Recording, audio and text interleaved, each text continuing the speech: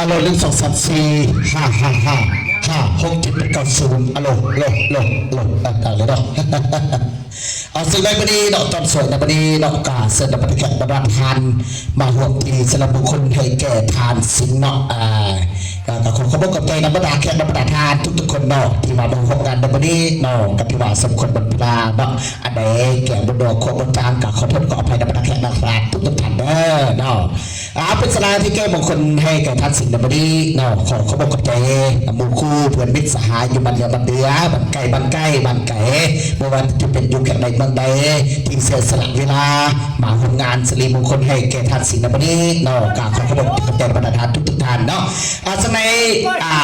ในตอนเที่ยงวันนี้เนาะสนามบัตรแขกประธานครับประธานอาหารเที่ยงกันแล้วก็จะมีการเต้นลำห้องเพลงเนาะแล้วก็จะมีการกระดึกคืนเล็กๆน้อยๆเป็นสิริมงคลให้ครอบครัวสาธุสร้างครอบครัวใหม่เนาะศรัทธาเนาะก็จะมีได้หอบลำวงสามัคคีเนาะสมัยวันนี้เนาะก็เป็นบรรยากาศหลังจากที่เขาระยำมาเป็นกันอิ่มแล้วเนาะก็ให้นักประธานทุกท่านมีการสมรวมเนาะในสิริมงคลจะได้ฟ้อนหอบลำวงสามัคคีเนาะวันนี้เนาะเขาจะเป็นเกียรติให้หอบลำวงสามัคคีหอบนี้ก็ถือว่าบอกให้แก่ครูบ่าวสาวพันธกรเนาะให้เป็นการแบบว่าเนาะมีความสนุกสนานเบิกบานบนซึ้งเนาะแล้วกับก็ให้เกียรติมาทุกทานเนาะให้ครอบครัวเพิ่นมีความสุขนำมาดกันดอกว่าสิจ้ะเอาวันนี้เนาะขอเสริมทางครูบ่าวสาวกะไทยเท้าสิงเนาะเลี้ยวกับนางเบรกเนาะออกมาฝนหอบอับลงสัมพีเนาะนักบัตรแขกประธานทุกท่านเนาะทำอะไรกินอิ่มแล้วก็ยังมาติดยกมาย้อนเนาะฮอนเอลเล็กๆน้อยๆเป็นมาบรรยากาศดีแบบนี้เนาะพอได้ผ่อนคลายเนาะได้ออกกำลังกายไปทำกันย้อนเอลไปจังสีจังสันฟอนเกี่ยวน้ำหอมน้ำมันสปาขอบสปาเคเนาะพอได้มีผัวเอาผัวมาพอได้มีเมียเอาเมียมาเนาะเพราะว่าเต็มผู้เสพผู้สาวผู้บ่าวผู้เรียวเนาะสู้ไฟเมียไฟเฟียนไฟต่อเนาะพี่น้องเอาไปดิขอเชิญพี่น้องไปเอาพี่น้องออกมาฟอดแล้วกันเด้อพี่น้องเด้อ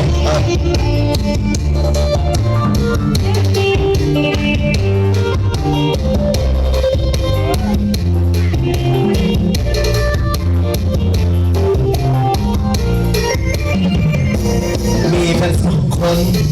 สับสนวุ่นไปเหลือเกินมีทางสับเส้นให้เดินสิโมงข้างในนอนนี่ถ้าหากจะได้แอนสิแดงกับคนได้ดีแสนภูมิใจมีเป็นที่มีใจ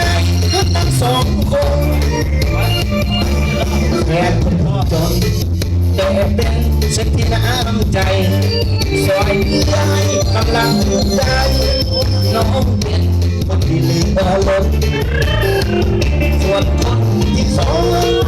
ทุ่มเงินบ่ให้ขาดสน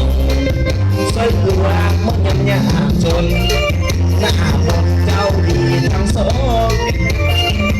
แถมกับคนนั้นยังเขาคนนี้เสียใจต้องตัดสินใจ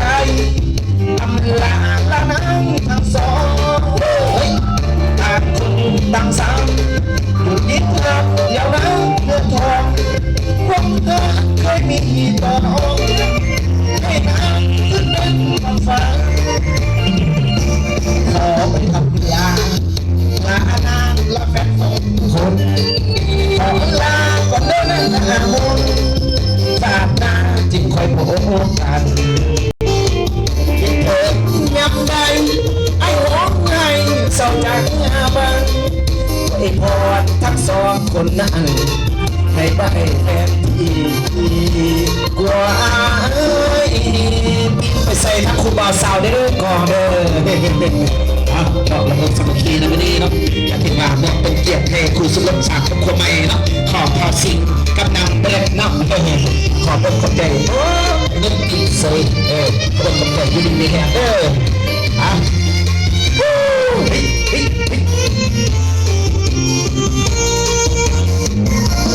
กับคนนั้นต้องเขาคนที่เสียใจต้องใจ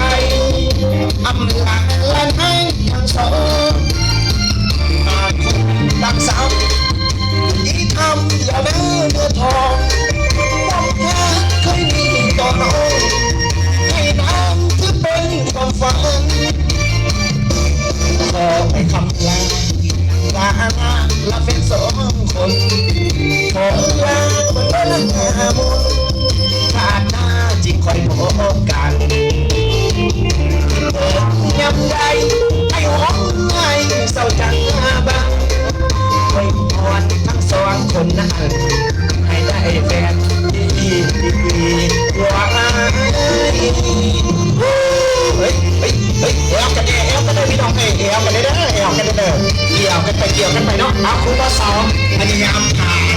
แค่รับประทานเกี่ยวกันเด้อพี่น้องเด้อควรต้องมันกันเนาะเอาสำหรับเพลงนี้ก็ได้จบลงไปแล้วก็มีพี่น้องเนาะบาเพลงต่อเพลงที่สองกันเลยเนาะพี่น้องเนาะ